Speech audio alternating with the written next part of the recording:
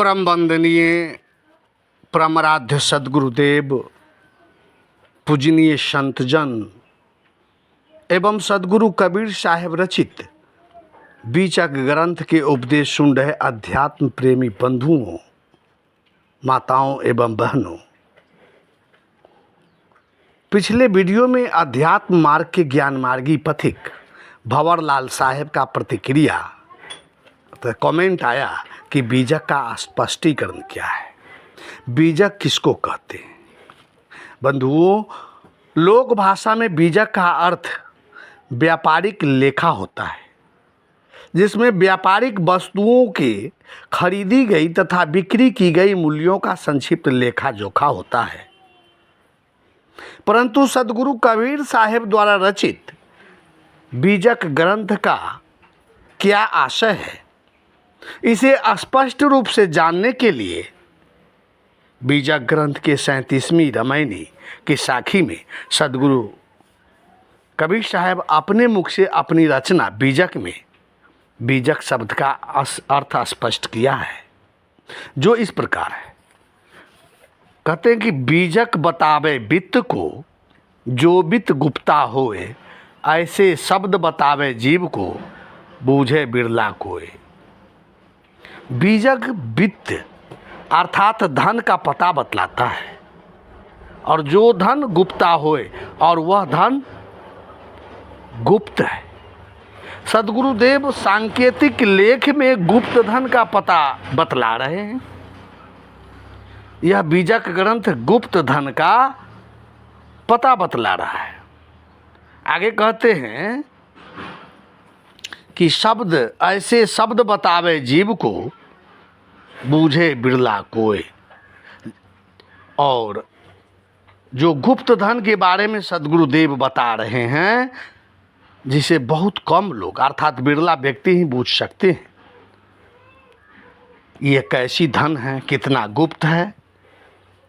सद्गुरुदेव शरीर के अंदर जीव रूपी आत्मिक धन, चेतन रूपी धन का पता बतला रहे हैं। पूरे बीजक ग्रंथ में आत्मा के गूढ़ रहस्यों का उल्लेख किया गया है। यह आत्मिक ज्ञान मन, बुद्धि और इंद्रियों का नहीं है, बल्कि पारलौकिक आध्यात्मिकता का बोध है। मन, बुद्धि तथा इंद्रियों का ज्ञान तो भौतिक धन का बोध कराता है, जो सतत संसार की दुख की ओर ले जाता है। सद्गुरुदेव बीजक में जिस आत्मिक धन का बोध कराता है, जो दुखों तथा कलेशों से दूर कर परम शांति प्रदान कराता है। आत्मज्ञान ही जीवन का परम लक्ष्य है।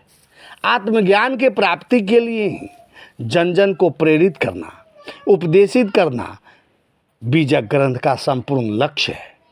मानव जीवन का परम लक्ष्य शरीर रूपी मालिक को जानना है, और वह मालिक है परमात्मा, और परमात्मा का निवास बीजक ग्रंथ में बतलाया गया है, जिसके प्राप्त कर पूर्ण कल्याण, पूर्ण शांति को प्राप्त किया जाता है, और उसे ही मोक्ष कहते हैं। बंधुओं, उस परमात्मा रूपी गुप्त धन का खजाना शरीर में ही है, जिसे लोग मंदिरों में, तीर्थों में, पहाड़ों में, नदियों में खोजते खोजते पूरा जीवन बिता देता है, परंतु वह धन नहीं मिल पाता है। जनसाधारण की धारणा थी कि परमात्मा मंदिर, मस्जिद, नदियाँ इत्यादि में है, परंतु सद्गुरुदेव बीजक ग्रंथ के माध्यम से घट घट में ही परमात्मा को अनुभव करा दिया।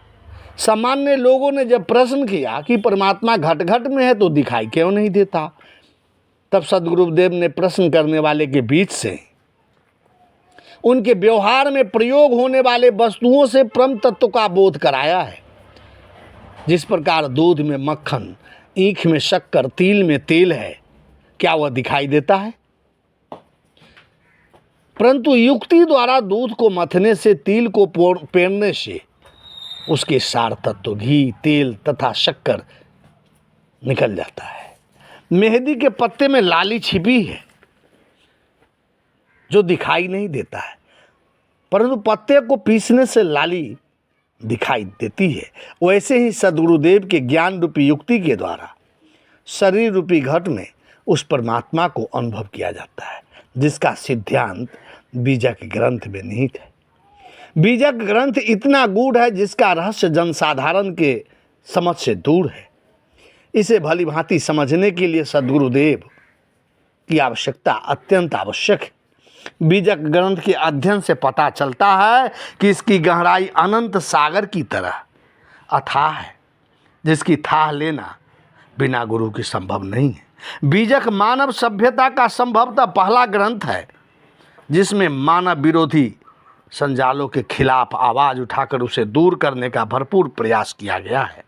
बंधुओं, आप बीजक के बारे में भली भांति समझ गए होंगे कि बीजक शरीर में स्थित जीव रूपी धन का पता बतलाने वाला सदगुरु कबीर साहब का हस्तलिखित गुप्त लेख है।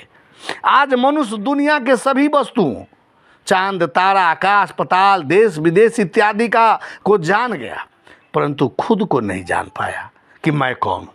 बीजक ग्रंथ में इसी मैं को जनाया गया है कि जीव दुनिया के सारी चीज़ों को जान गया, परंतु खुद को, स्वयं को नहीं जान पाया। इसी स्वयं को जानने का जो ग्रंथ है वही बीजक है, जिसे बिरला ही जान पाता है।